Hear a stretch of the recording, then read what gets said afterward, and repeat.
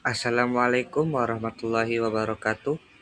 Perkenalkan, nama saya Al-Alif Jibran Nisam dari kelas 12G.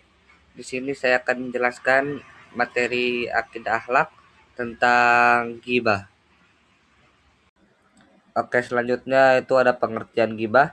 Gibah adalah membicarakan keburukan atau aib seseorang yang tidak ada di hadapan kita.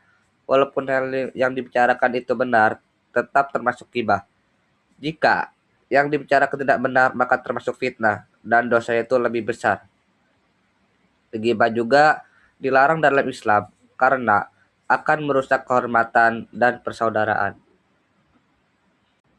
Di sini ada dasar larangan gibah Quran Surah An-Nur ayat ke-19 yang artinya sesungguhnya orang-orang yang ingin agar berita perbuatan yang amat keji itu tersebar di kalangan orang-orang yang beriman, bagi mereka azab yang pedih di dunia dan di akhirat. Allah mengetahui, sedang kamu tidak mengetahui. Dan Rasulullah Shallallahu Alaihi Wasallam bersabda, gibah adalah engkau menyebutkan tentang saudaramu sesuatu yang ia benci.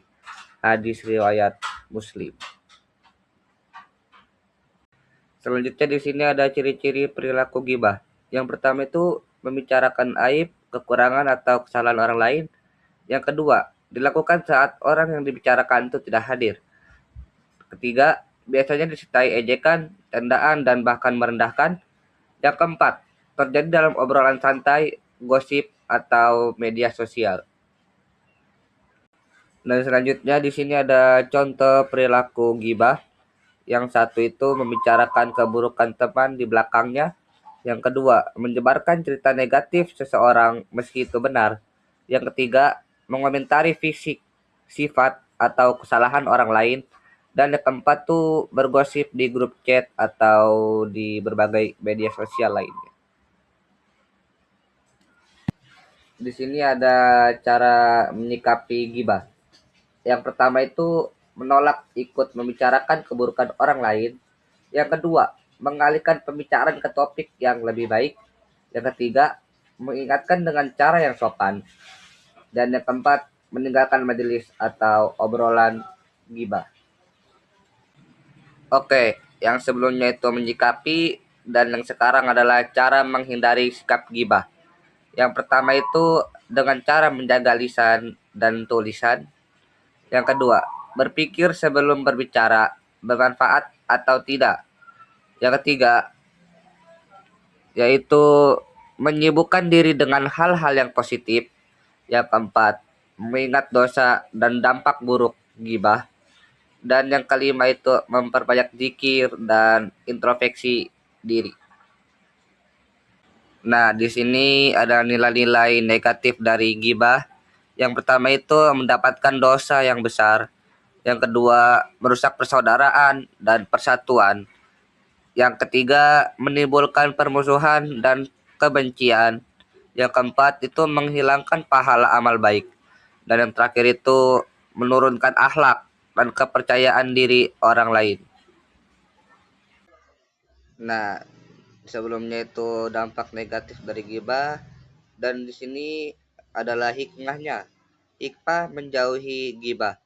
Yang pertama itu menjaga kehormatan diri dan orang lain. Yang kedua, mempererat ukhuwah Islamiyah. Yang ketiga, mendapat ketenangan hati. Dan yang terakhir, menjadi pribadi berakhlak mulia. Oke, di sini ada doa memohon dijaga lisan agar terhindar dari ghibah. Bismillahirrahmanirrahim. Allahumma ihfad lisani anil ghibah wa tahrir qalbi minan nifaq.